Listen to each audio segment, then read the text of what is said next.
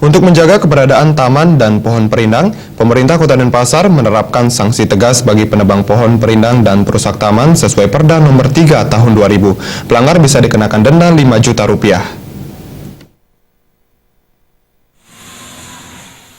Keberadaan taman dan pohon perindang membuat suatu wilayah terlihat asri, nyaman, dan segar. Apalagi pembuatan taman dan pengadaan pohon-pohon perindang di pinggir-pinggir jalan menggunakan biaya yang besar dari APBD. Untuk itu, masyarakat diharapkan ikut menjaga keberadaannya.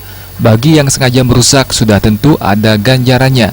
Pemerintah Kota Denpasar melalui Dinas Kebersihan dan Pertamanan DKP menerapkan sanksi tegas berupa denda 5 juta rupiah dan hukuman kurungan 3 bulan bagi siapapun yang merusak taman dan menebang pohon perindang. Sanksi itu mengacu pada Perda Nomor 3 Tahun 2000 tentang kebersihan dan ketertiban umum. Selama ini DKP kerap menemui pihak tertentu tanpa koordinasi menebang pohon perindang untuk akses jalan atau lahan parkir perusahaan.